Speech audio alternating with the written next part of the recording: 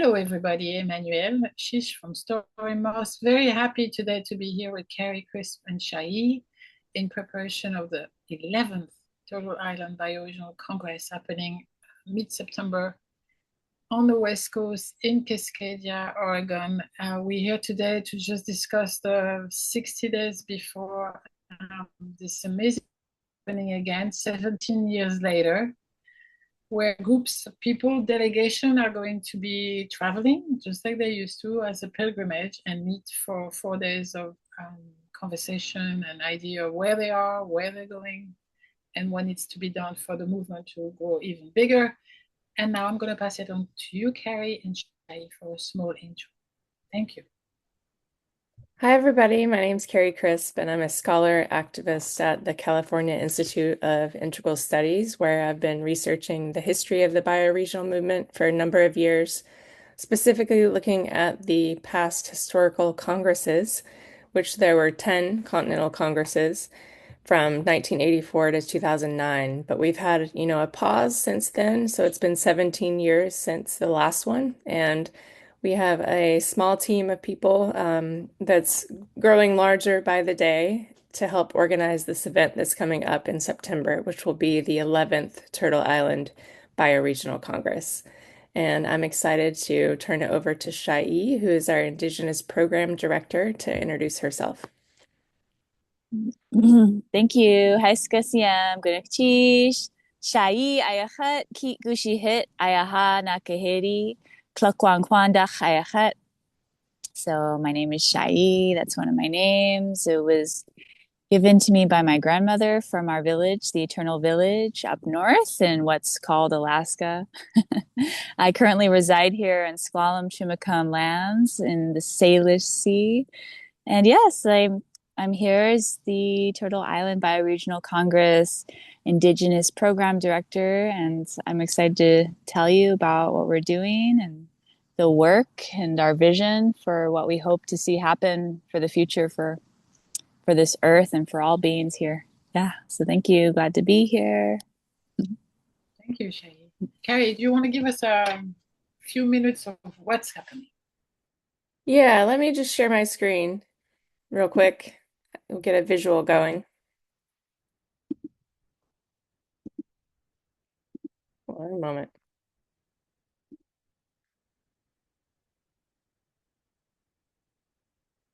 All right, let's go back. Does that look okay? Okay. So, hi everyone again. So we are hosting the Turtle Island Bioregional Congress that's happening up in Vernonia, Oregon, which is just north of Portland, and that's going to be happening September 15th through the 19th this year. And the reason why we're doing this is because, to many of us at least, it's pretty obvious that a lot of our systems are breaking down and not serving the majority of folks well. And also, there's just an underlying current of disconnection from the living world that is pretty rampant around the planet. But there's a group of people who have been working on bioregional efforts for about 50 years now. And even before that, the bioregional idea is not a new idea. This is how people have lived since time immemorial. And it's really quite common sense, actually. You pay attention to the land, otherwise, things probably aren't going to work out so well for you. So, in the spirit of reconnecting with each other and reconnecting with the land, we are hosting this event in September to convene about 300 people in place-based work to strengthen our relationships and grow the movement. So, like I said earlier, it's not a new idea, but you can think of a bioregion as a geographical space that may include things like mountain ranges, streams, etc., the animals, of course, and the plants who live there, but also the human cultures that have developed in places and in relationship with the land since, time immemorial, and only in about the last 500 years or so has that been disrupted in terms of our cultural practices. So, these are some of the people who are organizing it. This slide is a bit outdated because we have Shaayi who's joined us, plus some others. but here are some of the core organizers currently. And we're doing this for a number of reasons. We see a need to have more grassroots effort around organizing our own bioregional governance processes. And of course, we want to strengthen Indigenous relationships and local sovereignty. Indigenous folks have participated in the Congresses since the very first one, and we are doubling down on that effort by bringing Shaayi on board as our Indigenous Program Director for this Congress. And then, of course, we want to have, some fun too. We want to increase our connections and solidarity. So there'll be plenty of time for not only programming and different talks, but there'll be time for arts and culture and other various ways to connect as well. So it's going to be a lot of fun. Thank you, Karie. Do you want to move us to the next slide? Yeah, Because let me just show you. I won't go see. into too much more, but I just wanted to show this slide, which is a bit of the history of the Congresses, showing that in 1976, Peter Berg wrote his Amble Towards Continent Congress, which was kind of a manifesto inviting folks to step into this bioregional frame. And then from that, a proliferation of congresses happened across Turtle Island. And like I said earlier, the last one was in 2009, but there's been a flurry of momentum since then, and what I'm calling kind of a second era or second wave of the movement that is ramping up quickly around the world. So I'll just stop there for now, and then happy to talk about any or answer any questions that you have. Thank you, Karie. Shaayi, do you want to give us? You muted, but go ahead. Give us your.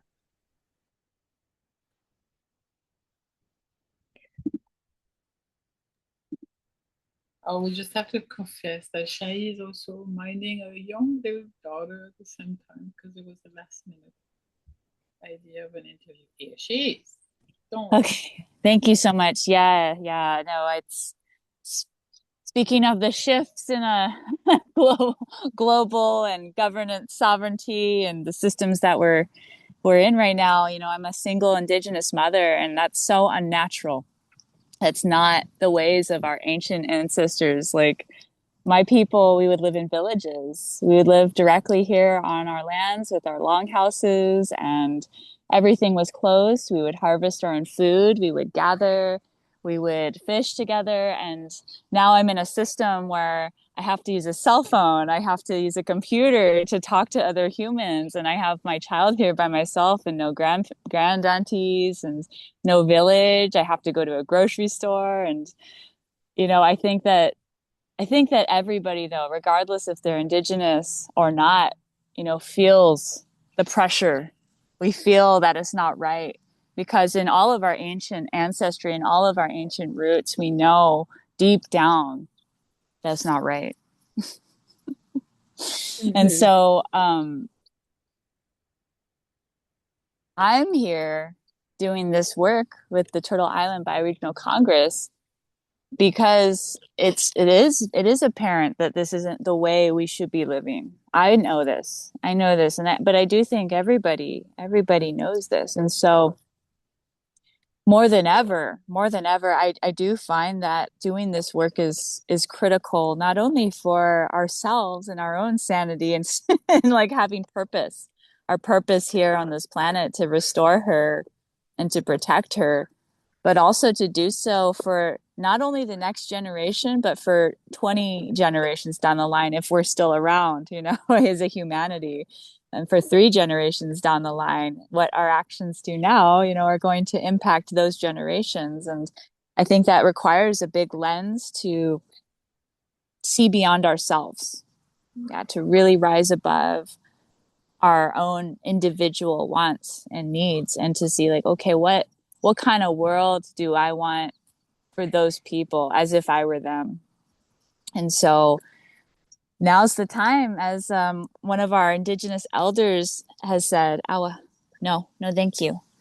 One of our Indigenous elders has said repeatedly, Ilarian Kuyach, who is also involved with the Global Earth Repair Convergence and will be involved here with us.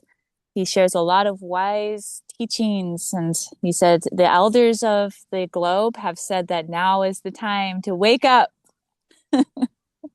There is no other time. Now is the time, and the earth is demanding it. That physical manifestation of challenge that we're facing on a social, political, environmental, on all those scales, in all those ways, is demanding a shift. And so this is the proper response. The proper response is we notice there's something wrong. So how do we act on it? How do we return to the ancient wise teachings of the earth and ancient wise teachings of our indigenous populations globally, but also specifically here on Turtle Island, Buffalo Island. And so, yeah, my work is multifaceted, but I'm particularly interested in uplifting the women's, the matriarchs' voices, indigenous and non-indigenous. Women's voices right now, I think, are critical to this movement. And I really love that for the team this team here, the Turtle Island Bioregional Congress, is really focused on women's voices, women's leadership. But as the Indigenous program director, I'm particularly interested in the Indigenous matriarchs' voices being uplifted and highlighted here as well. And part of the reason for that, as Ilarian Kuyak has said himself as well, the Indigenous elders across the world have predicted this, which is interesting, is that the women will gather and usher in this new era. The men have a different role. This is my perspective. I think the role for the men is to allow for that space, that healing space where the women can come together to represent Mother Earth and to help us heal our inner beings and harness that sacred energy within ourselves so that we can protect Mother Earth and talk about all of these important topics that we have on our hearts and minds. So yeah, we're gathering our Indigenous people and our Indigenous matriarchs are meeting regularly right now. We've had a couple of meetings that have been extremely successful, and our elders are invested. Our Indigenous elders are invested. A lot of these people, their entire life is devoted to this work of earth reclamation, spiritual reclamation, cultural reclamation, and true sovereignty in the capital S sense of true freedom, inner freedom, spiritual freedom, but also earth freedom. And so the people that are coming are highly invested, amazing spiritual people. And I'm so excited to work with them and to do this work, to build our programs. I'm happy to answer more questions, but that's like Thank you. kind of a sweet summary. Thank you so much. I mean, for me, this is exactly why I fell in love with the movement, the bioregional movement, and that audio magazine Story Moss was born. I had this idea, still have the vision of Tara, kinship, the green Buddha, Tara, who is going around the world healing and rescuing, and often a lot of movements helped by women. So I love hearing that. I have a small question, and then Karie, you can take back. Maybe the question is for the both of you. We've been following Osprey's work. We Osprey at the Earth Repair. And so it's South America mostly and Africa. So Indigenous elder women, not only women perhaps this Congress, but are we concentrating on Canada and Turtle Island? Like, how is it? Are we going to have guests from other parts, or just one quick question? And then Karie, please take it. Yeah, there will, I mean, this is a Turtle Island focus Congress, which is Canada, the United States, and Mexico. Although, other people are definitely invited. We want to keep it primarily focused on the land where we are, which is Turtle Island, but we understand that there are other people across parts of the world who are interested in having a process like this on their own continent. And so we do expect others to come as well. Yeah, that makes sense. That's beautiful. Very open, wide. But Karie, now do you want to tell us more about the pillars, or what is your hope? Well, I will share that we right now have an opportunity with a fundraising matching partner called Ma Earth that's currently live until July 21st. And it uses quadratic funding methodology. And so the number of donations actually help a lot. So even if it's, $25 donations, that actually kind of exponentially ratchets up the matching that's available. So we just encourage folks that, who maybe have been on the fence thinking about donating to the Congress to go ahead and do so. No amount is too small, $5, $1, $20, whatever it is. Um, Even just getting a lot more small donations would help us incredibly to ratchet up our matching. Currently, maybe I should show my screen just to see what it looks like. So if you go to Ma Earth, which is MA and then Earth, and then search Turtle Island Bioregional Congress on their page, you can come up with our little page here, and you can see that we've raised $1,100 or so. We'd love to get that up to several thousand by the end of the campaign. So just want to give a plug for that. It's a great opportunity to amplify our funds. And then we'll continue to raise money up until the very end. We're raising money to bring more people on scholarships to the Congress, specifically Indigenous and other BIPOC folks who may not be able to come otherwise. We also have an amazing arts program that we're putting together. There's also a village school for children. Children are invited to the Congress and are definitely welcome. Yeah, so and then general operation expenses too.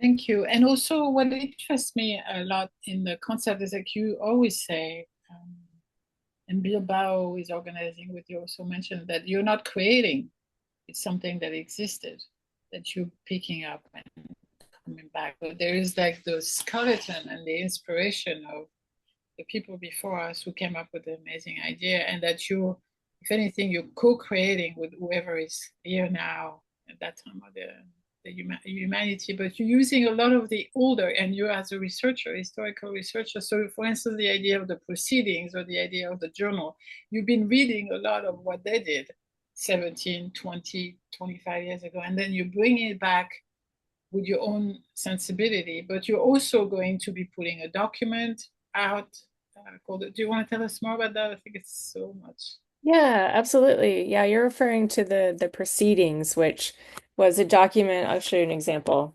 This is one from the second Congress. So it's pretty thick, usually around like 80 pages or so, and it's more or less a recap of what happened at the Congress and the many conversations on many different topics. And as I'm reading through it, actually, a lot of it is still super relevant to today. Some of the questions that they were asking back then are definitely questions that we're asking today. So in some ways, it's like, what has changed? Well, I think a lot has changed. I think the people who initially put this on and are still around, by the way. And so this Congress that we're hosting in September is an opportunity, sort of like a passing of the baton. Like many of those people are still alive and with us and will participate in this Congress as well. And so we really love that continuity that's happening there. But there will be a proceedings that happens after, which is like a recap, and we'll also be recording some of the sessions, which we'll post to our YouTube channel. There's currently already a short film up there now, as well as several info sessions that are available. Just search Turtle Island Bioregional Congress on YouTube and you can pull all that up. But we'll be posting lots of information to the website too after the event.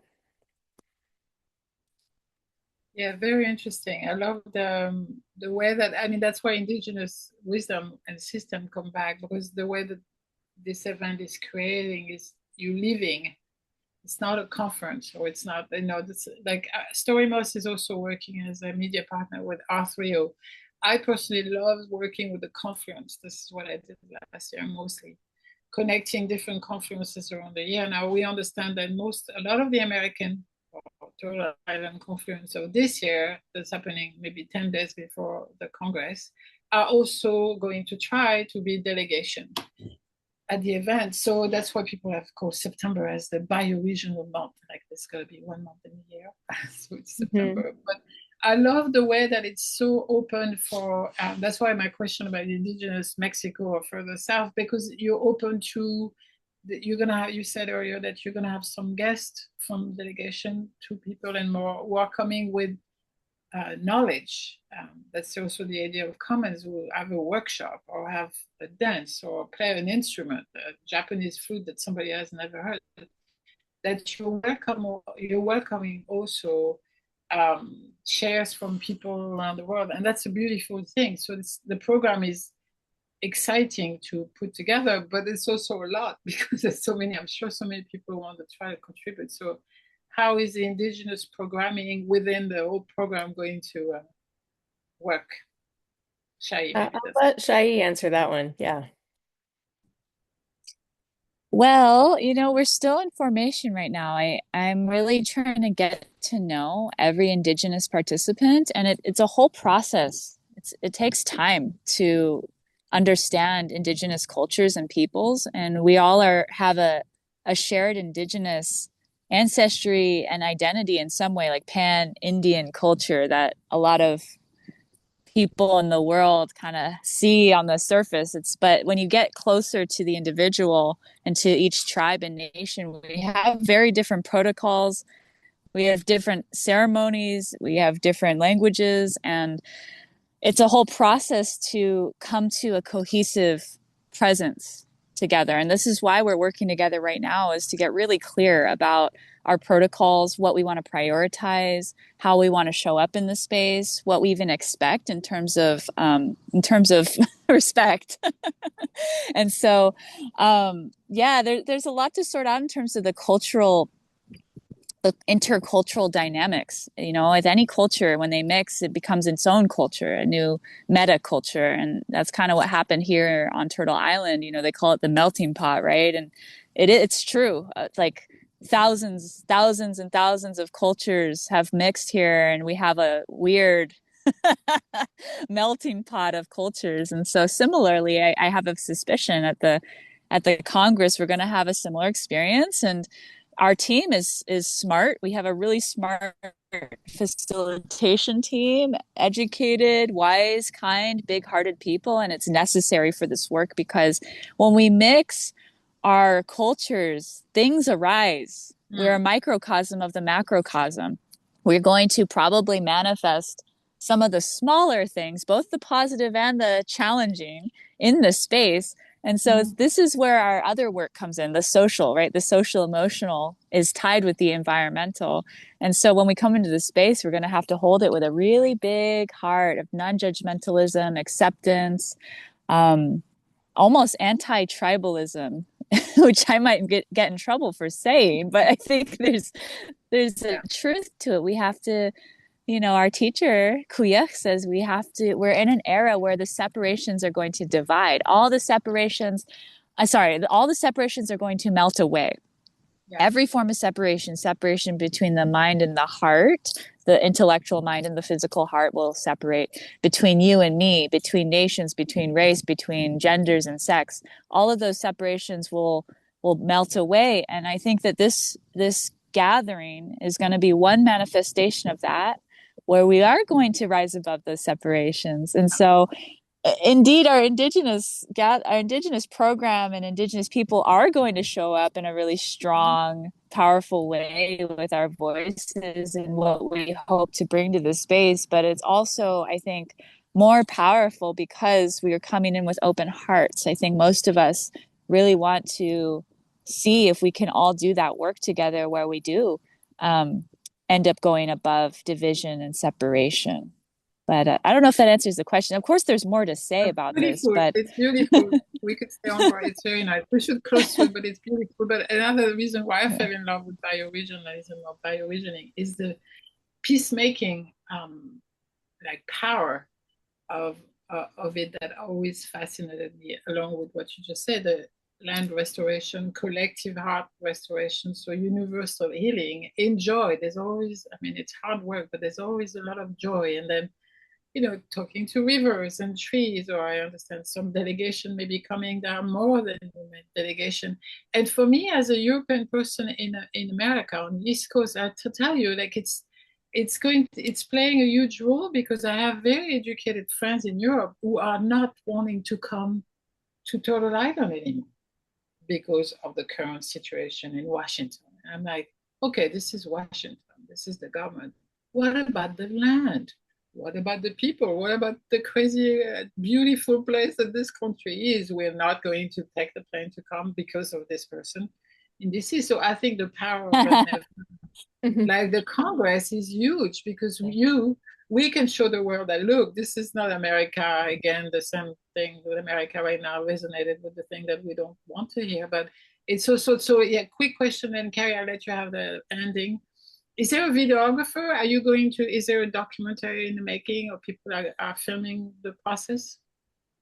Yes, we'll have a documentation team that circle is just ramping up. But yes, we do plan to video elements of the Congress and post that on our website later.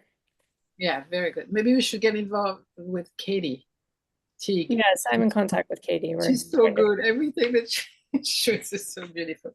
But anyway, before you take the last word, Karie, I just wanted to thank you, Shaayi, and thank you, Karie. Please. Yes.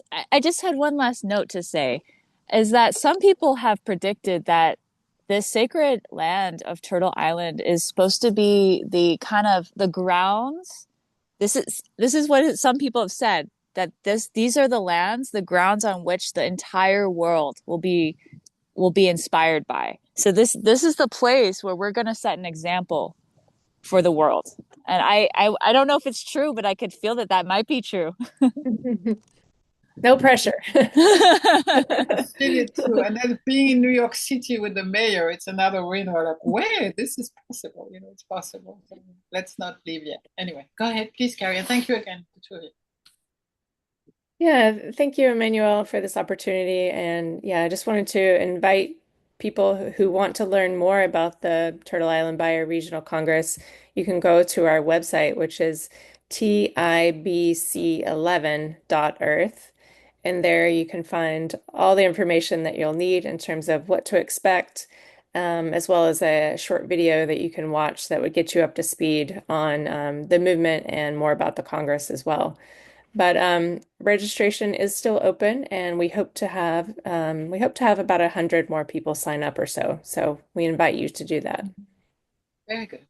Thank you again. And we stay in touch within the next 2 months and maybe do another piece with one of the speaker or one of the other or anything we can do to help. So thank you very much. Thank you. Bye. Bye.